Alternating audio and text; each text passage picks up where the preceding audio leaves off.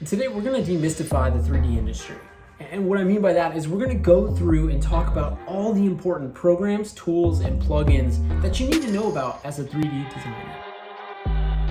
Before we get too far into this, I'm going to ask for your help. I'm wondering if you would mind going down into the comments and writing what program you use. It could be any of them, Blender, Cinema 4D, Maya, and then write what plugins and tools you use in addition to that program. I'm gonna tell you all the ones that I think are important, but your list might be totally different. So if we just pool all of our lists together, we can make one killer resource. First, let's talk about the 3D programs that all these tools revolve around. You've got Blender, Cinema 4D, Maya, 3D Max, Houdini, and then I'm gonna throw in a wild card and say Unreal Engine, particularly Unreal Engine 5. It just seems like they're introducing a lot more modeling capabilities, and it's gonna be competing not just for games, but cinematically with these other softwares as well. Okay, a good place to go from here would be to talk about the renders that are used with these programs. And so, well, let's just list some. Octane, Redshift, Arnold, and let me jump back. Octane is GPU only. Redshift is GPU only. Arnold can swing both ways, CPU and GPU. Cycles, which is native to Blender, that's GPU and CPU. And then you have a kind of a hot seat one right now, which is Corona Render. And that one is CPU only. That one has really come up in popularity recently. I would probably be jumping into it because it looks like you can get some beautiful results very quickly, but I don't have a computer that's optimized for CPU rendering. Let's jump into building and sculpting. Right off the bat, biggest player is Zbrush. Zbrush is a sculpting tool that just trumps everything else. I mean, the high fidelity models that you're able to create with this tool is just miraculous. Zbrush, it just seems like it's used for everything, and I kind of am saying this sad because I don't have it, and it's on my list. It's on my short list. Like maybe this year I will get it. It's just prioritizing when to buy which plugin is very tough. Anyways, Zbrush it just seems like if you're building a product like a sneaker, Zbrush. If you're going to be making an animated movie with characters, Zbrush. It's a very universal tool to have in your belt. Another big sculpting tool that just came out is Sculptron by Otoy, which is a company that created Octane, the renderer.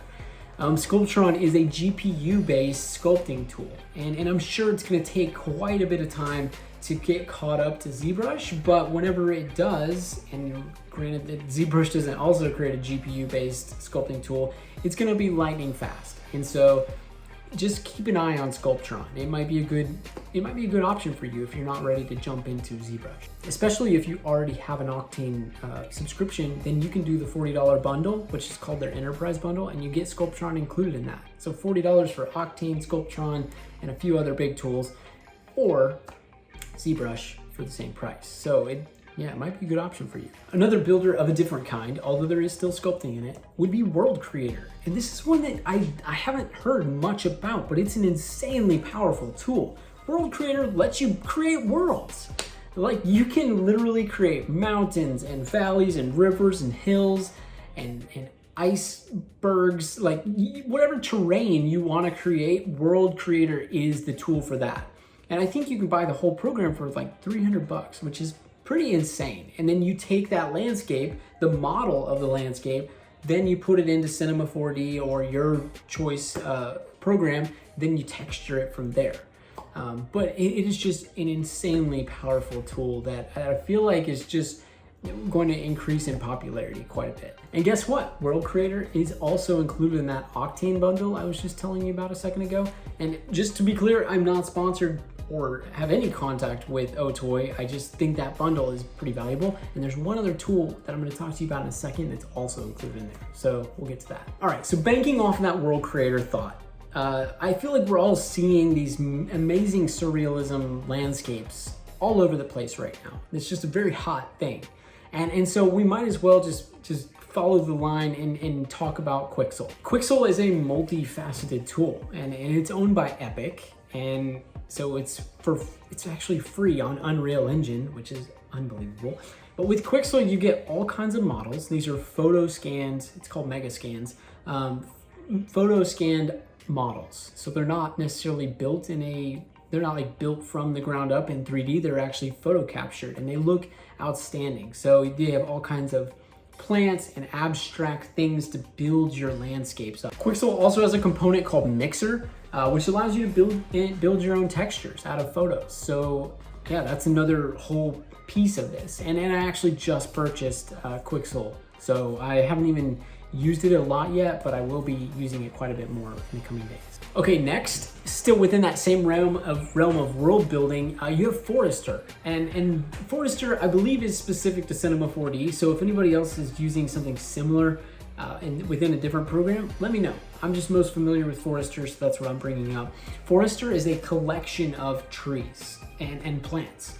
And you can use Forester also as a plugin within Cinema 4D, I know specifically, that allows you to procedurally generate these trees around, and you can create forests. I think that's where they got the name. Okay, since we talked about Quicksole Mixer, the texture tool, we should talk about Substance. Substance is a suite of texture and material building tool. You got Substance Painter, which allows you to like literally paint on models. You have Substance Designer, which allows you to build textures and materials from the ground up. And then you have Substance Alchemist, which allows you to do photo scanning things. Then you have Substance Source, which just has a collection of amazing material. I've had Substance for like 7 months now, and it's been a really big game changer in just my realism that I can create and also the control that I have over my model. Okay, let's talk about simulation. I should say something really quick before we jump into the simulation stuff. Again, my world is Cinema 4D, and I feel like a lot of the simulation tools I'm going to talk about are Cinema 4D specific. I don't like that. I wish that I knew more about the other softwares, but again, that's why I'm asking for your help below. Xparticles, it's a Cinema 4D specific plugin. And to be honest with you, it's lost a lot of its steam because of Houdini. Houdini has come in and made a lot of these simulations done by Xparticles not obsolete, but not quite as unique, I guess. Another simulation tool that I believe is Cinema 4D specific is Turbulence FD.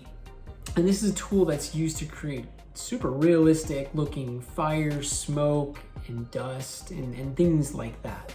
And right in line with that, there's a new program called Emergent, which is by Otoy, again, and it's in that same bundle, but it is also a fire, wind, dust simulator that is supposedly going to be, it's GPU based, and it's going to pack a pretty big punch. I've never used it, but that's just what I'm hearing. For water simulations, some of you guys might be really into that, would be RealFlow. That's a super powerful fluid simulation software. And I don't have a specific need for it, but I am very curious about it. So maybe one day I'll get it. It looks awesome. Last but not least, within this simulation category is my favorite, Marvelous Designer. And this is a cloth simulation software that allows you to animate and constrict cloth to objects that just looks incredibly hyper real. And so this is one, again, I don't own it, but I watch videos on it all the time and I want to get it at some point soon. But again, if you're looking for cloth simulations, Marvelous Designer is your tool.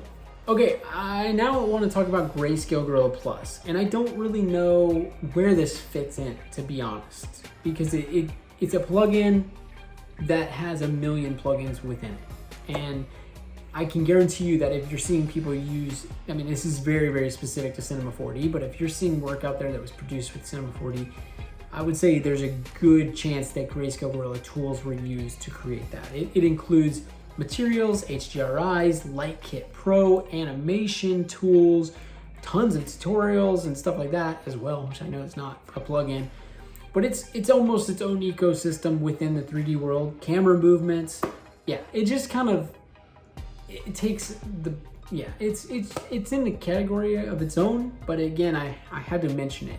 It's a big part of my work that I put out. I'm always using their tools, and I don't know, maybe there's something equal to that within these other softwares. So please let me know about that. I know all these plugins are massively expensive, especially when you start just adding them on top of each other, and that's why my list is of the percentage of these that I actually own is very small. But I just keep collecting. Over the years, I will just keep adding things on as my paychecks from clients get bigger and the projects get bigger, fingers crossed.